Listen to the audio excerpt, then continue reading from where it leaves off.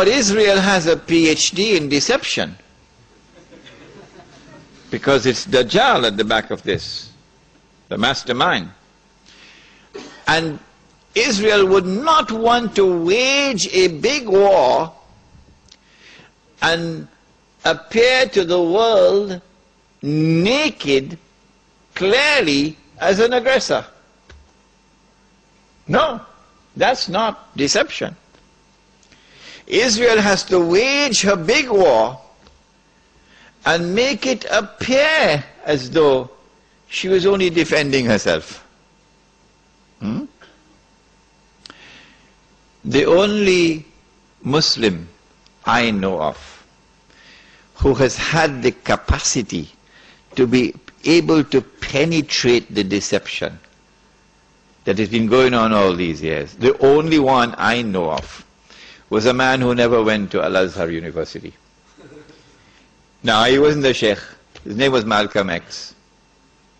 He's the only man I know of who had that eyes wish to see and could clearly recognize the strategy and the deception. Read Malcolm X. How is Israel going to launch this big war and yet get away from being perceived by the whole of humanity as the aggressor, blatant aggression? You have to come with a good strategy. The strategy is this. Ariel Sharon goes into Masjid al-Aqsa with 1,000 Israeli military with him, with their shoes on, with the full knowledge that this calculated act of extreme provocation must have a response, a fiery response. And as the flames of the new intifada emerge, you must keep it burning by committing upon the Palestinian people more and more atrocities that drive them into a greater and greater rage. This is planning, this is strategy, this is not happening by accident. As Israel unleashes this barbaric oppression upon the Palestinian people, you must have a television station which you plant amongst them, which will cover this, that your Egyptian television would not cover, and your Jordanian government would not allow on Jordanian television, so you create something called Al Jazeera. And the Arab masses believe Al Jazeera is their station. This is the only place in the world we can get authentic information, Al Jazeera. So Al Jazeera is now used to portray all the atrocities. And so around the Arab world, the masses only have to tune into Al Jazeera and they know what's happening. And so the Arab masses become more and more angry. Impending scenario in which, like the domino effect, governments around the world of Islam, they will claim, are now going to fall. And the world of Islam is rising up now. And one-eyed Muslims, of course, are going to believe it. The world of Islam is now going to rise up and all these governments are going to be swept away. And authentic governments representing the Muslim masses will now emerge. And therefore the Jews are going to have their throats cut. This is going to be the most dangerous moment in the entire life of the world of Jews. The media will portray it.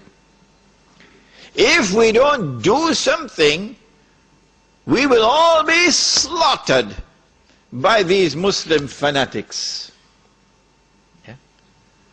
I tell you, this will be drama worthy of Hollywood when it comes. Huh? They must be hating me now for revealing their secrets. It is in this scenario that Israel will say, we have to do something. If we just sit here and do nothing, the state of Israel will be destroyed and the Jews will all be slaughtered. What can we do? They call it a preemptive strike. A preemptive strike. But it won't be a preemptive strike. It will be the most dazzling display of the magnificent application of state-of-the-art military technology that will leave even Uncle Sam in the backyard. A war like Uncle Sam has never seen and could never wage. That is what Israel is going to wage. Do they have the technology? I believe they have technology that even Uncle Sam doesn't have. It will be a lightning strike. Israel has to put on this magnificent display of military power and state-of-the-art technology beyond anything else that the world has ever known, in order for Israel to impress upon mankind the validity of its credentials that is now going to become the new ruling state in the world.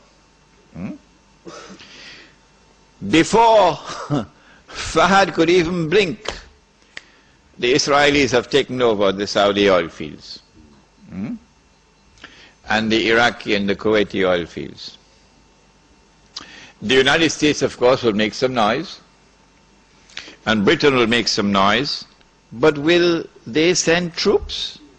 No, of course not. The United Nations Security Council is now going to be used by the rest of the world, particularly Uncle Europe, and Uncle Japan, and the rest of the world. They will take the United Nations and seek to use the United Nations now to do something about this. Collective action to force Israel to withdraw.